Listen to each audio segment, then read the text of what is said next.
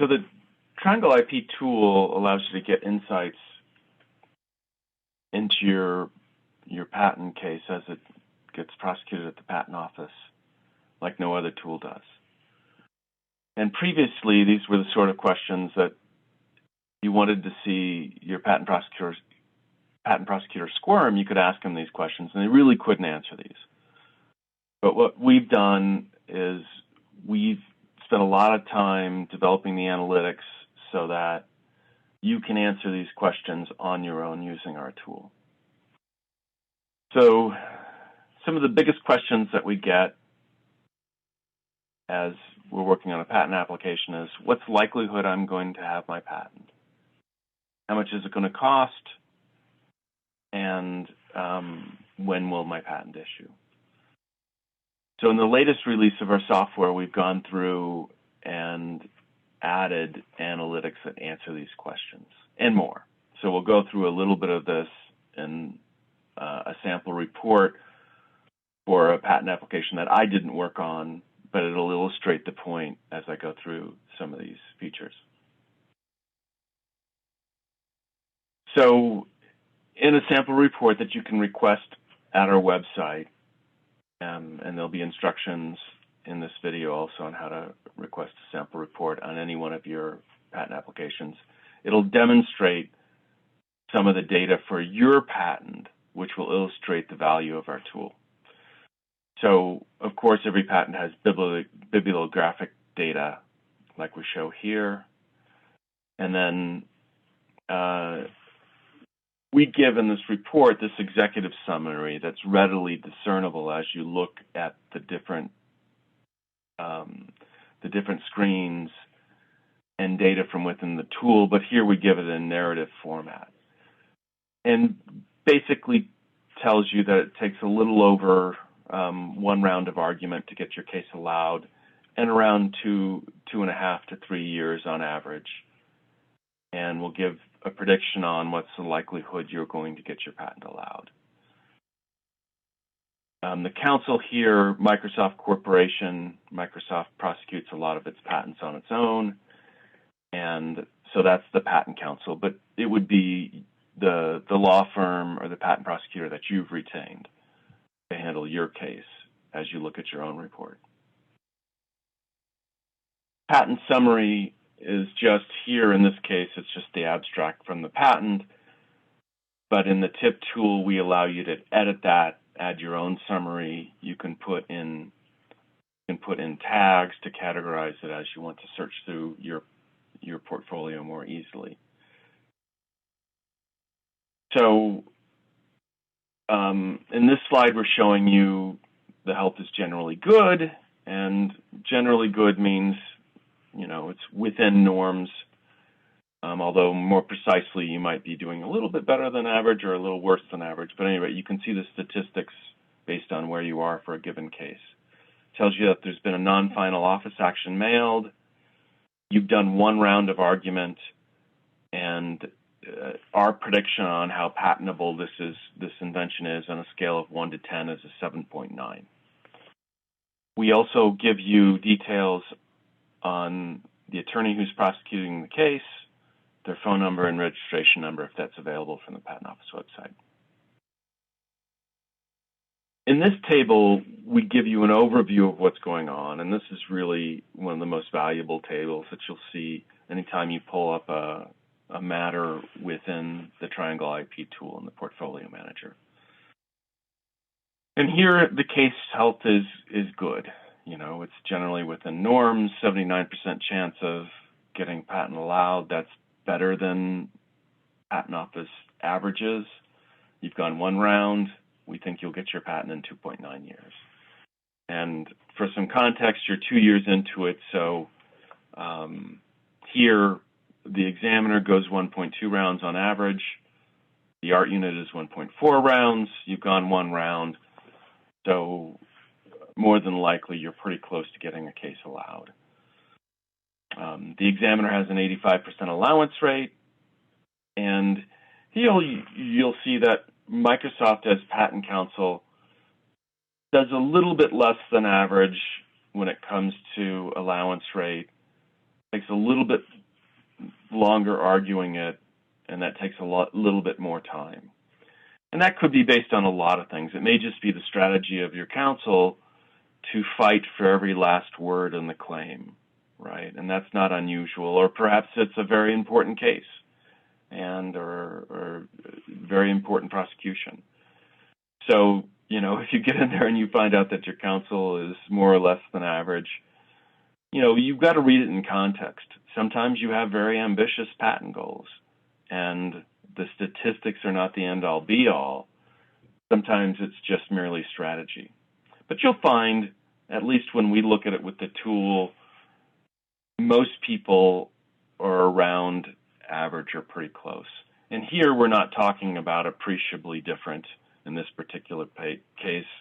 85% allowance rate versus 79 is insignificant. The number of years to get your case, also insignificantly different, and the number of rounds. But you'll find certain cases in your portfolio that have gone sideways, right? The examiner may average, we'll say here, 1.2 rounds, and you're 5 rounds into it.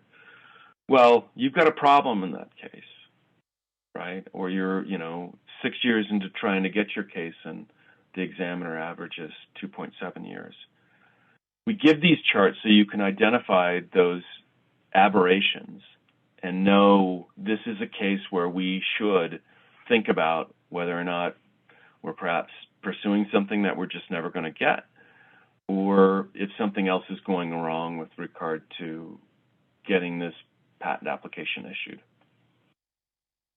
We also have detailed examiner analytics. This is coming in a future release where you can pull up all kinds of statistics on your examiner, and then the examiner works in that area or group art unit. The Patent Office divides all of its work into group art units of 20 to 30 examiners for a particular technology. So it gives you a little bit of context of what's going on with the area of the Patent Office and the person handling your case. And that can be quite helpful as you strategize, right? I've seen circumstances, I had this last week, where the group art unit had horrible allowance rates. It was more like 20 to 30%. But the particular examiner that was assigned to me had a 50% allowance rate. And that's a big deal. When you're have an allowance rate much higher than your art unit, even if it's low, that means you have an examiner that wants to work with people. And it was my experience in speaking with him is that he had a real can-do attitude and was giving me all kinds of suggestions. Or you can find the opposite is true. I've had that a couple weeks ago where the allowance rate was very similar to what you see here. And after we dug into it, we found out that the examiner had a much lower allowance rate. And the problem with that is that you have an examiner that is unlikely to allow cases, right? So here we have a timeline, and this is interactive when you're within the tool. You can zoom in and zoom out, but what's happening, the significant events in your particular case are shown in purple in this timeline. And you can see in red, there's a vertical line showing, today in this example. We also give a prediction on the costs overall from end to end, and that includes writing costs, that includes arguing costs, that includes the government fees throughout the process. And there are significant government fees after issuance, so-called maintenance fees or patent taxes. So those are included here. So you may have talked to your patent prosecutor and asked them how much it was to file a patent application. They said $10,000, and you see this amount, $40,000, and you're quite shocked. But really, the question you're asking your patent prosecutor is, how much will it cost to get a patent into my portfolio? And this is that true number. It's closer to $40,000 for this type of technology. And based on where we are in the patent prosecution, what we think is going to happen after this point, we think there's another over $16,000 to spend. And very quickly, you're going to have an office action. You're going to need to respond to that. So the next cost is that response, which we are estimating at $3,000. And these estimates are variable depending on a lot of things: the counsel you use, the technology area you operate in. So we allow you to put in default values for the cost of writing a case or doing an office action, certain other things, which will, of course, affect these estimates. Here's a really good thing to look at when you're trying to evaluate what's going on in a particular case. It's a family tree, right? And this is not unusual here to see 3 cases in the family: parent, child, grandchild. Grandchild is the case we're currently working on. It's shown in green. It has it on a timeline so you can see the interrelationship between them, and we also have it in table form above. And it's not unusual to have very, very complex family trees. And we allow you to, for your U.S. cases, see that and interact with it for each and every matter in the TIP tool.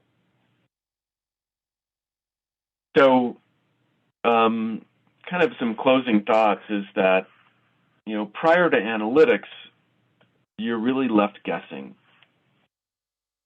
about all these questions that you might have.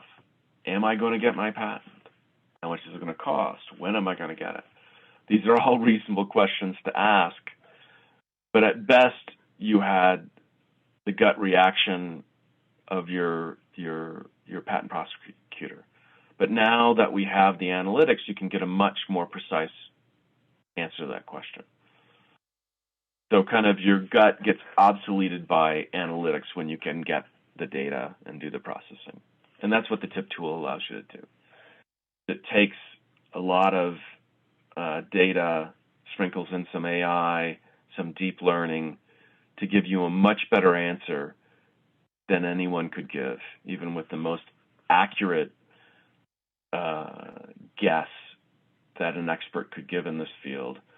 The statistics lend themselves to giving you a far better answer in every time. And that's what the TIP tool allows you to do.